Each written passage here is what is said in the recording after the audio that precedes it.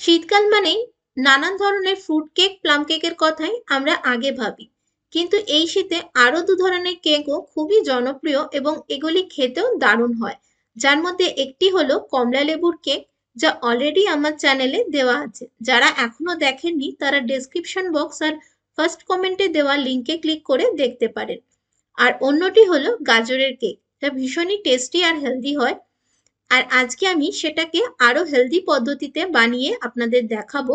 কেননা আজকের এই গাজরের কেক আমি ময়দা, চিনি, ডিম ও ওভেন ছাড়াই বানিয়ে দেখাবো।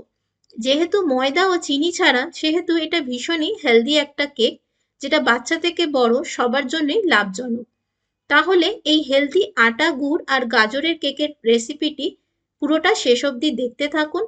আর শীতকাল শেষ হওয়ার আগে এই হেলদি কেকের রেসিপিটি অবশ্যই ট্রাই করবেন আর আমার সাথে এর ফিডব্যাকটাও শেয়ার করবেন।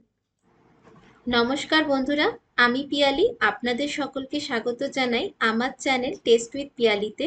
চলুন আমাদের আজকের নতুন রেসিপিটি দেখে নিই। শীতকালে বাজারে দুই ধরনের গাজর পাওয়া যায়, একটি কমলা রঙের ছোট সাইজের আর আরেকটি এইরকম লাল লাল এবং একটু লম্বা ধরনের হয়, যেটা আমরা হালুয়া বানাতে ব্যবহার করি। তো গাজরের কেক বানাতে গেলেও এইরকম লাল লাল গাজরটাই লাগে, কারণ এগুলো একটু মিষ্টি হয় আর লাল রঙের জন্য দেখতেও ভালো লাগে কেকটা। তো আমি এখানে দুটো গাজর নিয়েছি, দেখা যাক কতটা প্রয়োজন পড়ে। তো প্রথমেই আমি গাজরের মাথাটা কেটে নিয়ে এগুলোকে হালকা করে এর গাটা চেঁচে নিচ্ছি।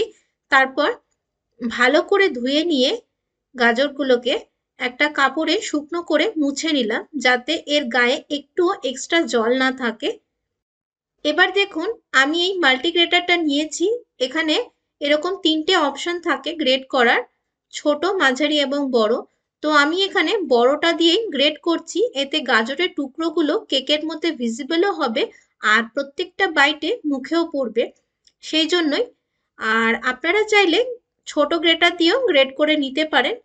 তো প্রথমে আমি এখানে গাজরটা আগে গ্রেড করে নেব।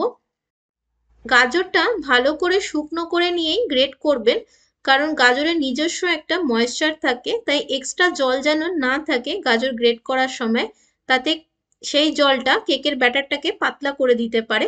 তো এই দেখুন, বড়টা দিয়ে গ্রেট করলে এরকম বড় বড় টুকরো হয়, যেটা আমার পার্সোনালি খুবই ভালো লাগে কেকটা খাওয়ার সময়, কারণ মিহি করে গ্রেট করলে ঠিক ততটা গাজরের টেস্টটা বোঝা যায় না।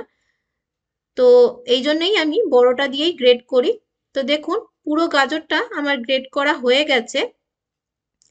এবার আগে এটাকে মেপে নিয়ে দেখি যে কতটা পরিমাণ হয়েছে। তো তার জন্য দেখুন, আমি এখানে এরকম মেজারমেন্ট কাপ নিয়েছি। এটার 1 কাপ গ্রেট করা গাজর আমাদের লাগবে কেকটার জন্য, তার বেশি না আর তার কমও না। তো দেখুন, মোটামুটি একটা গাজরই যথেষ্ট 1 কাপের জন্য। দেখুন, পুরোটাও আমাদের লাগলো না। তো গাজর গ্রেট করা হলো, এবার চলুন পরের স্টেপে যাই। যেহেতু হেলদি কেক বানাচ্ছি, তাই আজকে চিনির বদলে গুড়ের ব্যবহার করছি। আমি এখানে শুকনো গুড় নিয়েছি। এর জায়গায় বাজারে যে গুড়ের পাউডার পাওয়া যায় সেটাও ব্যবহার করতে পারেন। তো আমি এখানে 150 গ্রাম গুড় নিয়েছি। এটা প্রথমে আমি ছোট ছোট টুকরো করে নিয়েছি, এতে সুবিধা হবে পরে। তো এবার এই গুড়টাকেও টুকরো করে নিয়ে মেপে নেব। তো এখানে 1 কাপ গুড় আমাদের লাগবে কেকটা বানাতে। আমি এখানে 1 কাপ গুড় মেপে নিয়েছি, ওজনে 100 গ্রাম গুড়। এর জায়গায় 1 কাপ গুড়ের পাউডারও নিতে পারেন। এবার এই গুড়ের আমরা সিরাপটা বানিয়ে নেব। তার জন্য প্রথমে একটা প্যান নিয়েছি, এতে এই 1 কাপ গুড় দিয়ে দেব, যেটা আমরা টুকরো করে রেখেছিলাম, আর সাথে দিয়ে দেব 1/2 কাপ জল। যদি আপনি গুড়ের পাউডার ব্যবহার করেন, সেক্ষেত্রে এই স্টেপটা আপনাদের না করলেও চলবে, অর্থাৎ গুড়ের এই শিরাটা বানাতে লাগবে না, ডাইরেক্ট ব্যাটারে পাউডারটা অ্যাড করলেই হবে। তো গুড়টা যতক্ষণ না পুরোপুরি গলে যাচ্ছে ততক্ষণ এটাকে ফুটিয়ে নেব। তো জলটা এখন ফুটে গেছে আর গুড়টাও পুরোপুরি গলে গেছে। এই দেখুন, একদম গলে গেছে গুড়টা জলের সাথে। এর চেয়ে বেশি আর ফোটাতে হবে না, না হলে এবার শিরাটা ঘন হয়ে যাবে। তো এবার গ্যাসের ফ্লেমটা বন্ধ করে এটাকে নামিয়ে নেব। এবার একটা বাটিতে গুড়ের এই শিরাটা ঢেলে নেব, কিন্তু একটা ছাঁকনি দিয়ে এই শিরাটা ছেঁকে নিতে হবে। আর এই স্টেপটা কিন্তু অতি অবশ্যই করতে হবে, কোনোভাবেই স্কিপ করা যাবে না। যখনই গুড়ের শিরা বানাবেন এভাবে ছেঁকে ব্যবহার করতে হয়, কেননা গুড়ের মধ্যে অনেক ইমপিউরিটিস থাকে, সেগুলো যাতে খাবারের মধ্যে না যায় সেই জন্য। তো এবার যতক্ষণ না এই শিরাটা পুরোপুরি ঠান্ডা হচ্ছে ততক্ষণ ব্যাটার বানানো যাবে না, তাই আগে এটাকে ঠান্ডা করতে রেখে দেবো এভাবেই, তারপর ব্যাটারটা বানাবো। যেহেতু ওভেন ছাড়া কেকটা বানাবো, তাই তার জন্য একটা কড়াইতে কিছুটা নুন দিয়ে দেবো। আপনারা নুনের পরিবর্তে বালিও ব্যবহার করতে পারেন। এবার এই নুনটার ওপরেই একটা এরকম স্টিলের স্ট্যান্ড উল্টো করে রেখে দিলাম, যাতে কেক মোল্ডটা ডাইরেক্ট কড়াইটা টাচ করতে না পারে। এবার এটাকে ঢাকা দিয়ে 5 মিনিটের জন্য প্রিহিট করে নেব।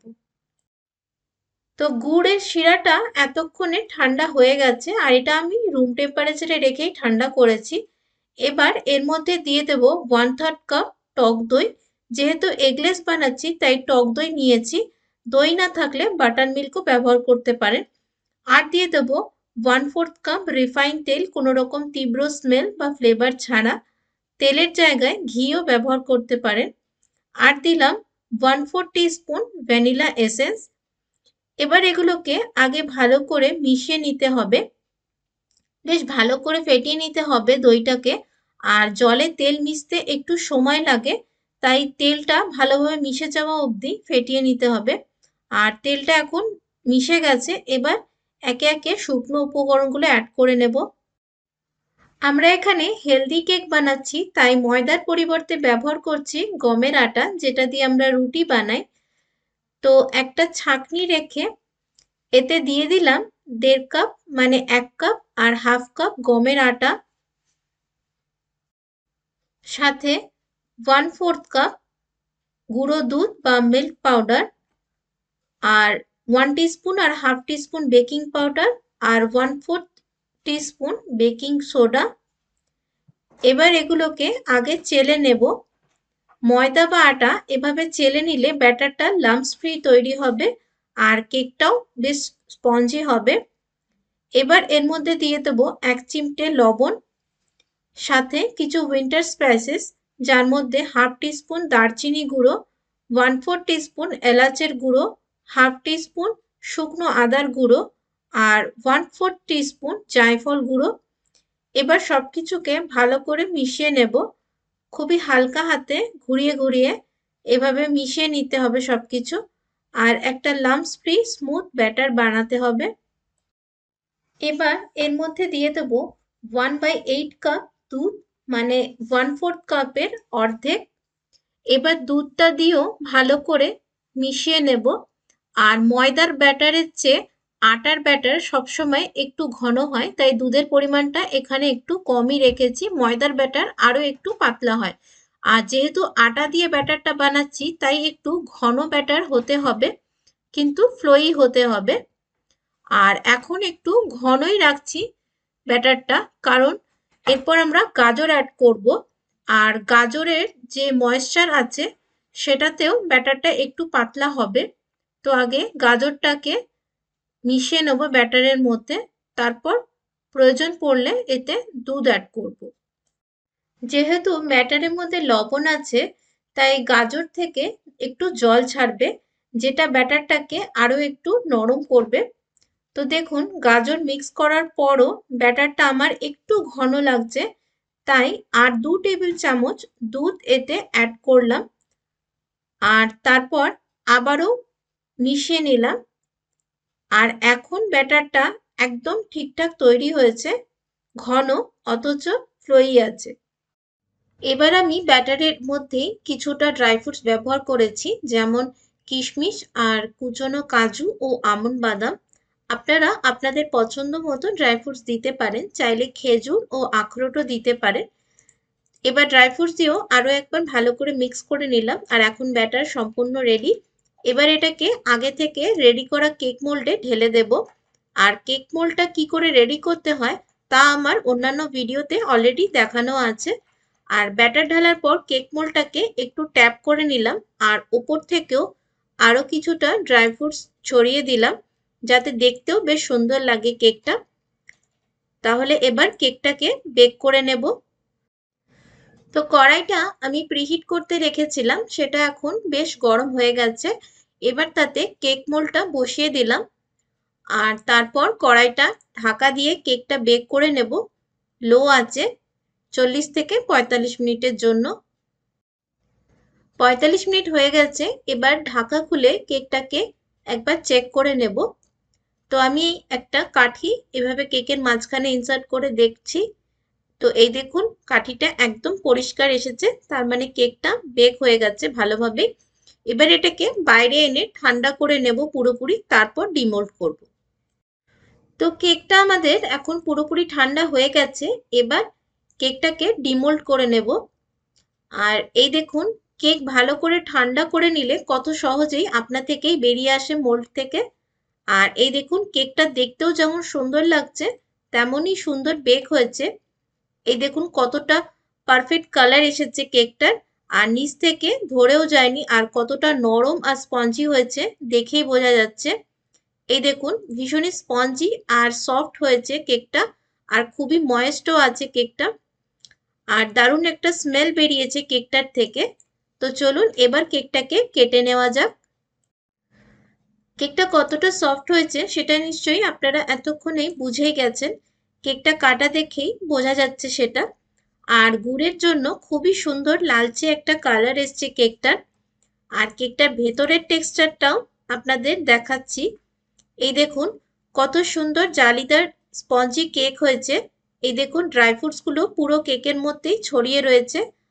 আর এই দেখুন বলেছিলাম না গাজরের টুকরোগুলো বড় করে গ্রেট করলে এরকম দেখা যায়, বোঝা যায় যে এটা গাজরের কেক। আর মুখে পড়লেও গাজরের টেস্টটা বোঝা যায়। এই দেখুন কেকটা ভেতর থেকে কতটা সফট হয়েছে আর কতটা স্পঞ্জি হয়েছে। যারা যারা ময়দা অ্যাভয়েড করতে চান বা ডায়েটে আছেন তাদের জন্য এটা ভীষণই ভালো একটা অপশন, ভীষণই হেলদি একটা কেক। কেননা এটা আমরা ময়দা, চিনি ও ডিম ছাড়া বানিয়েছি, আটা আর গুড় দিয়ে। আর আটার কেকও যে এতটা সফট আর স্পঞ্জি হতে পারে সেটা না বানালে আপনারা বুঝতেই পারবেন না। আর সাথে স্পাইসেস গুলো যে আমরা ব্যবহার করেছি তার জন্য এই কেকটার টেস্ট আরো বেড়ে গেছে। বিশেষ করে গাজরের কেকে দারচিনির গুঁড়ো একটা আলাদাই মাত্রা এনে দেয়। তো যারা যারা এখনো পর্যন্ত এই শীতে গাজরের এই টেস্টি কেক ট্রাই করেননি তারা আজই এই রেসিপিটা ফলো করে কেকটা বানিয়ে দেখুন, বারবার এটা খেতে মন চাইবে। আর বাচ্চাদের স্কুল টিফিনেও এই কেকটা বানিয়ে দিতে পারেন, ভীষণই হেলদি একটা কেক বাচ্চাদের জন্য। তাহলে বন্ধুরা আজকের এই হেলদি আর টেস্টি আটা গুড় গাজরের কেক যদি আপনাদের ভালো লেগে থাকে তাহলে অবশ্যই ভিডিওটাকে একটা লাইক করে, যারা নতুন বন্ধু তারা চ্যানেলটাকে সাবস্ক্রাইব করে পাশে থাকবেন। তাহলে দেখা হচ্ছে নতুন ভিডিওর সাথে। ভালো থাকবেন, সুস্থ থাকবেন।